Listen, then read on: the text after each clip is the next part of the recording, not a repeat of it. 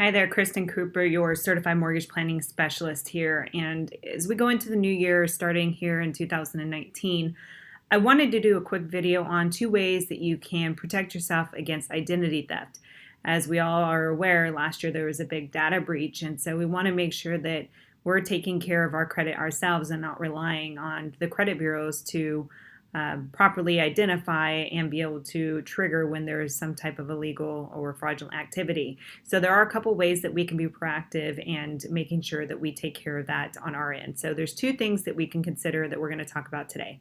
The first one is you could put a credit freeze on the credit bureaus. So there's the three credit bureaus that you're going to be working with: TransUnion, Experian, and Equifax. You can reach out to them or go online and you could put a credit freeze on your account. And what that means is that if you put a credit freeze on each of those accounts and new credit needs to be established, you would need to call in and take the credit freeze off, which means they're going to be identifying and verifying all your information that it is you before that credit is offered. So people can't just tap into your credit.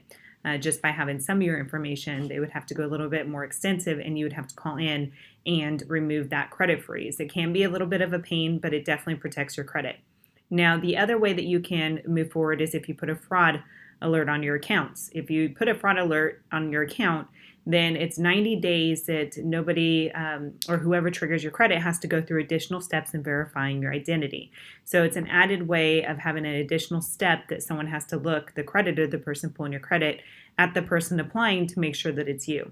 You do have to go in every 90 days and reactivate it, but you only have to contact one credit bureau and they'll let the other two credit bureaus know that they need to put a freeze on the account as well. So I would highly recommend, as you're going into next year, that you protect your credit and make sure that you go in and put a credit freeze or you put a fraud alert on your account and put a trigger on your calendar to remind yourself to do it every 90 days so that you have that on there.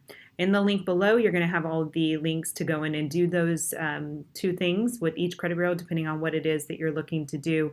And I just encourage you to monitor your credit. Make sure that limited access is accessible to your credit, and pull a free credit report every year just to make sure there's no trade lines on there. You can go to freecreditreport.com and you can pull each credit bureau. I'd recommend pulling one credit bureau every 3 months just so you can have a year-on look to make sure nothing has come up on the account. It doesn't give you your credit scores. You can pay for an upgrade for that, but it will give you all the history of the account to make sure there's been no activity that you're not aware of. If you need help with rebuilding or restoring credit because of past issues that maybe was addressed from this or just your own learning triggers, then feel free to reach out to me. I'd be happy to connect you with a credit specialist that can help you with that and start the year off right. Again, this is your certified mortgage planning specialist, Kristen Cooper, and I hope you have a wonderful next year.